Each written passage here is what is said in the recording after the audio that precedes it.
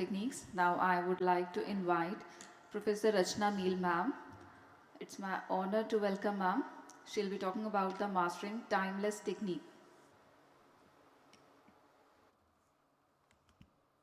Thank you, Manu.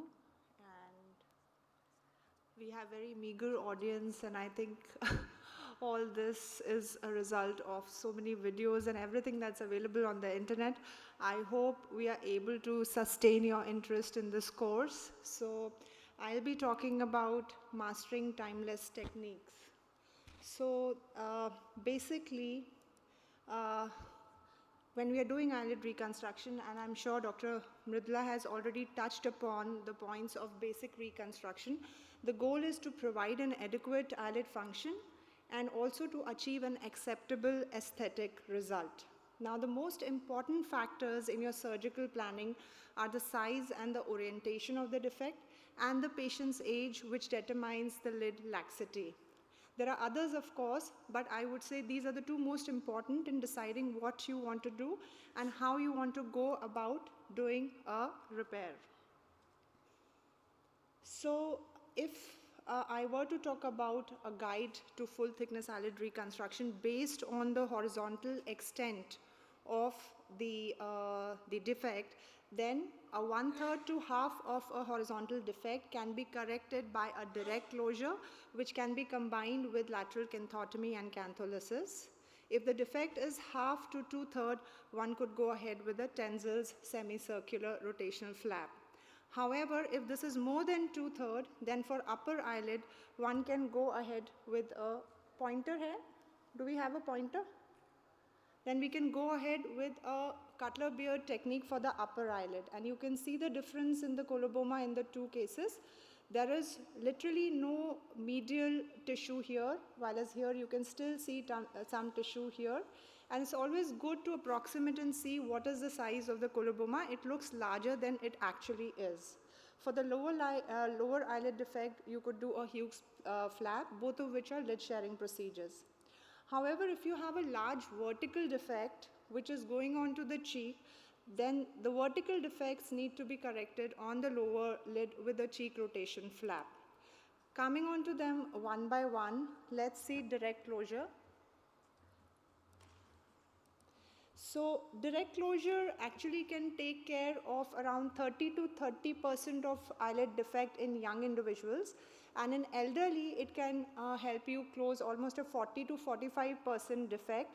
The most important thing when you're doing a closure, any closure of the coloboma, is to convert the defect into a pentagon, and that is the tarsal defect has to be vertical or squared, whereas the musculocutaneous layer can be slanting. And this is because if you don't do it, then oblique tarsal suturing would either lead to an entropion or an ectropion. I think we have the same figures here explaining, and Dr. Mridula has already explained how it has to be done. So I'm not going to repeat it, just the important points. What's most important is a proper alignment of the eyelid margin structures. So you have to match the lid lash, the eyebrows on both sides. You have to align the meibomian gland orifices and the posterior sharp border. And the way to do it is to pass a vertical mattress suture, create a pout because there will be atrophy at that point after surgery, so you do not want a lid notch. And of course, a layered closure, the tarsus has to be sutured all the way with partial thickness 60 vicryl sutures, and of course a cantholysis can provide additional 5 millimeters of advancement. Outcomes of direct closure can be very appealing. The only problem that you face is a reduction in the palpebral aperture size. However, a good closure can be very pleasing. Again, these are some instances where direct closure was done with a cantholysis and canthotomy. And a wrongly done closure can result into a lid notching, like you can see here. And of course, here the tarsus was not cut straight. So this was an oblique closure, and it was not done. It was not sutured all the way up. But this can be corrected by refreshing, making the coloboma again and repairing, and you can see how well it can get corrected, and a Z-plasty was done for the anterior lamellar lengthening. This is a short video just to just to show how the vertical mattress suture is passed. This can be little challenging in the initial days for a new oculoplastic surgeon. So the point is to identify all the structures on the eyelid margin. Make sure that you identify the meibomian gland orifice. Pass the needle through the closest meibomian gland orifice that you can find and take it out at an equidistance on the other side so that it's a symmetric closure. And then the same thing has to be done from the other side so that you can achieve a vertical mattress suture here. The vertical mattress suture is a very strong suturing technique, and it allows you to create enough tension to produce that pouting that you're looking for in this area. So this should not be flat. This has to have a pout here. This is the pout that you want, because this tissue is going to atrophy over time, and that's when you are going to get a good eyelid margin contour. Otherwise there is going to be a defect. And then of course the margin sutures can also be passed through the eyelid lash. Similarly, a vertical mattress suture, we generally don't put the third suture because it becomes too crowded. So two sutures are usually enough, and then the length of these sutures is left long and buried into the skin sutures. So this is the second one that is being passed through the lash. So two are very essential, and you can skip the third one, and remember to bury the sutures in the skin sutures. Then comes the Tenzel's rotation flap. So if you are unable to do a closure with a direct closure, even with a cantholysis, then it is better to do a Tenzel's rotation flap, and it can take care of half to 2/3 of eyelid defects. In this patient here, this eyelid is a likely candidate for a Tenzel's procedure. I will just tell you the important steps that have to be taken care of. The first is the design of the flap. So the flap is a semicircular flap. It's usually done for the upper lid defect, and you have to make sure that when you're designing it, it is in continuation with the upper eyelid margin contour. So it has to be in continuation with that. You do not have to cross the lateral canthus when you're getting it back. You have to stay within an extended eyebrow margin.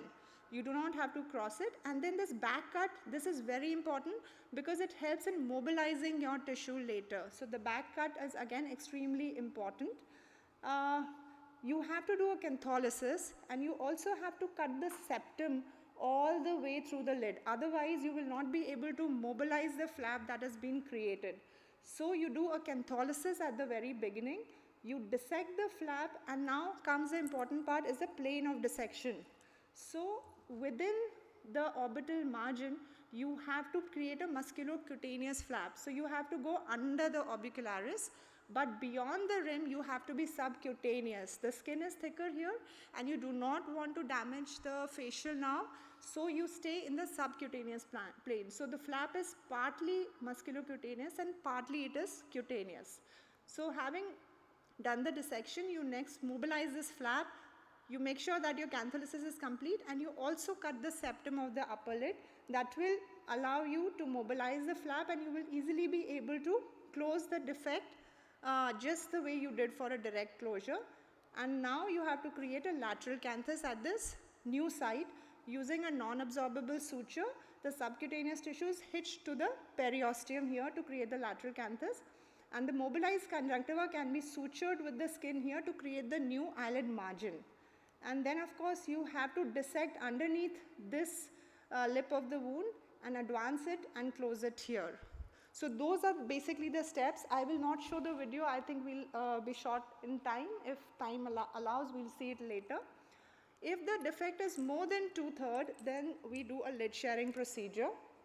The important thing to remember is this is a two-stage procedure. So in the first stage, a flap is reconstructed, and in the second stage, the flap is divided and a eyelid margin is created. So it's not a very good procedure when you want to do it in kids who are in embryogenic age, or for older people who only have one eye with vision. So in this patient, this eyelid has more than 2/3 of defect and is a candidate for a cutler beard procedure. So essentially in cutler beard, which is classically done for upper eyelid defects, you need to create a full thickness flap. Again, I want to emphasize, please measure the exact dimensions that you want by approximating, because it is going to be smaller than that it looks, and accordingly you mark this. The next important thing is to remember that this incision has to be at least 5 millimeters from the eyelid margin, because you want to spare the vasculature of this bridge, the bridge that you're going to leave behind. If you affect the vascularity of this by cutting at a lesser distance, you will affect the marginal arcade, and that will result into necrosis of this. So that's a very important step. And then of course you do you make vertical incisions, and you can then mobilize it into the scoloboma and do a lead closure. It is important that this can be used for very large colobomas. The important thing to remember is you can dissect between the lamellas of this flap. So you can separate the anterior and posterior lamella if mobilization is becoming difficult, and you can also give a relaxing incisions in the capsulopalpebral fascia if your conjunctiva seems to be tight. So these are certain examples where a stage 1 cutler beard has been done for this tumor, and you can see this is the bridge and how well after stage 1 this has healed. Another patient with a medial canthal involvement. So here a rhomboid flap was combined with a cutler beard, and this is the bridge, and how well it has healed after stage 1. So I'll not go into the video again. For the other procedure, lid sharing procedure that you can do for large colobomas, specifically for the lower lid, is a modified Hughes procedure. Here in stage 1, we create a tarsoconjunctival flap. So we are not taking a full thickness flap here. We are only creating the posterior lamella. The anterior lamella is formed by a full thickness graft, which is advanced from surrounding, or you can do a skin graft here. So this is basically creating a posterior lamella. Again, measure the defect exactly, and accordingly you mark the incision.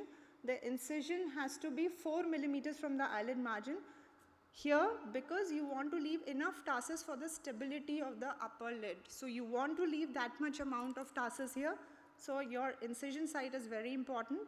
You make a full thickness incision in the tarsus, and you dissect in the plane between the levator aponeurosis and the Muller's muscle. You can go all the way up till the Wittnals. So this way, this plane of dissection is really important. Conventionally or classically, only conjunctiva was taken, but taking a Muller's will help you have a thicker flap and better results. So this is an example after the stage 1 of resection of this, and see how well the flap has healed. Now stage 2 is very critical for the success of this surgery, and that's because you need the right contour, and your eyelid margin has to be lined by a mucosal epithelium. So there is a small video. Again, remember, we have to exaggerate the eyelid contour, because once you form this lid here, it is going to atrophy over time and fall back with the rest of the lid. So 4 millimeters away you have to take the incision, and then further, after dissecting up till the conjunctiva has to be incised further 4 millimeters away from this, because you want conjunctival flap to be longer and lining the lid margin. So now you're dissecting, you've reached the conjunctiva, and you want it to line the eyelid margin. So, sorry.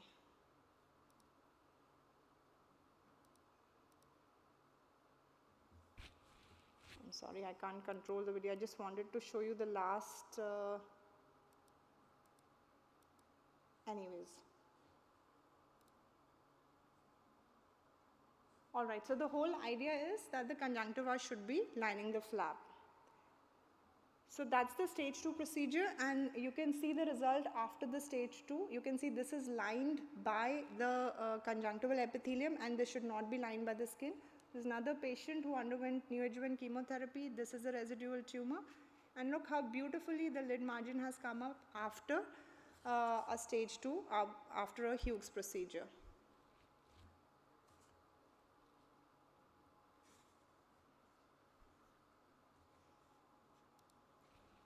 All right, so these are just 2 pictures to show the outcome. So this eye was eyelid was reconstructed with a cutler beard. So this will always look a little more bulky, but then it will atrophy over time and fall back with the lid tissue. This here, a Tenz's was done. Both of them will not have lashes. Now, coming on to the last, that's a mustarde cheek flap, rotation flap. As I have already told previously, this is done for vertical defects which are going onto the cheek. So even if the defect is smaller, but it is going onto the cheek, then it is better to do a mustarde cheek rotation flap. Now, what is the principle? So this is the basic principle for rotation flaps, and this is extremely important when you're doing a mustarde rotation flap. It's a rotational flap, it's a random flap. It derives its vascularity from the subdermal plexus. So it's very important that you follow the mathematical criteria so that you're able to maintain the vascularity of the flap. So the first important step is to convert it into a triangle. The defect has to be converted into a triangle. The height of this triangle has to be at least twice the base here. That is very important. And when you are creating this flap, this circumference of your incision should be at least 4 times that of the base. This, the arc that you are creating, its center will be somewhere here, because this will be the radius and this will be the diameter, and this is the point of pivotal restraint. So basically you are creating a rotational flap and you are rotating it horizontally. So this is the point which will not allow you to move it. So that's why you have to give a back cut here. But we have to remember that this back cut will reduce the pedicle size of the flap, which can affect the vascularity. So you have to be very careful while giving this back cut.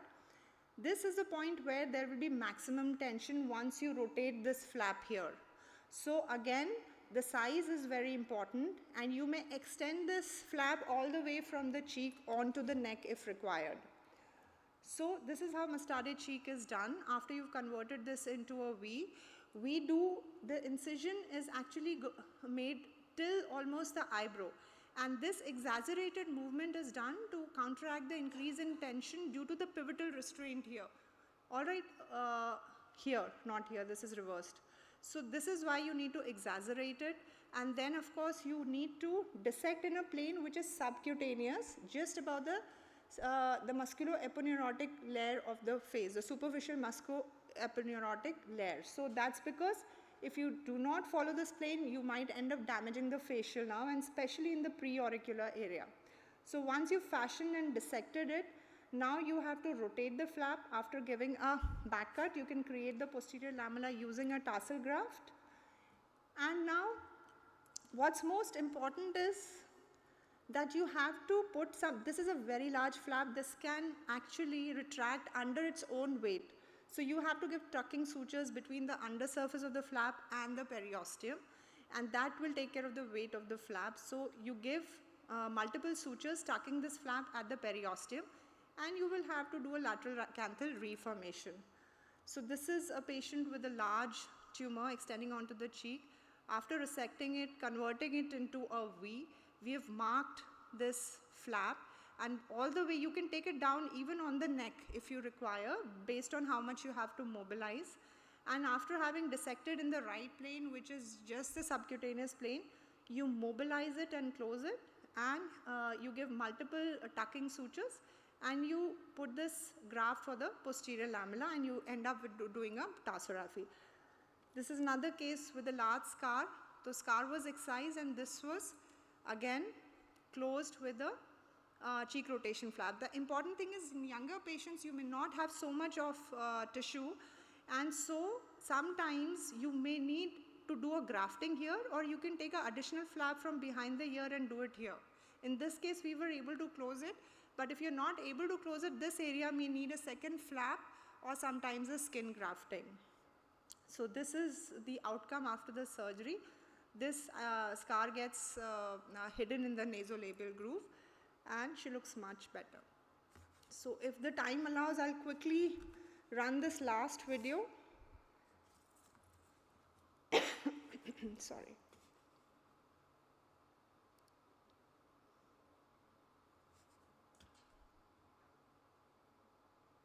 Oh, sorry.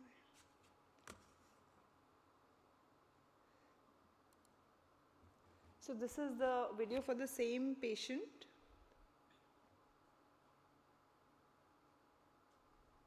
So after making the incision, removing the tumor, It was also involving the upper lid in this case. But since she was an older lady, there was a lot of redundant skin that was available, and the defect actually looks larger than it is, again because of the muscles that are pulling it. We fashioned the flap here, going up till the eyebrow height and in front and also behind. So we took a little bit of a skin from behind the ear as well to rotate onto the cheek. Now here when we are doing the dissection, this has to be in the subcutaneous plane, and you have to be very careful that you don't go any deeper than that, otherwise you can damage the facial nerve. And once you've done that, you rotate the flap. Back cut is extremely important that you've given here, and then you rotate this flap, get it into the defect,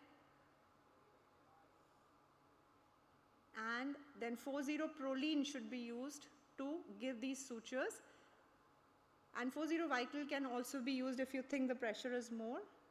48 hours of patching should be done after the surgery. So these are the final sutures, and this is the MMG that was done for the posterior lamellar reconstruction. So to conclude, conventional techniques provide good cosmetic and functional outcomes for most of the eyelid colobomas when used as indicated and taking into consideration the finer points and basic oculoplastic principles. Thank you so much, and I am happy to invite you all at the Comprehensive Cataract Conference that is due to happen from 7th to 9th November and at India Habitat Center.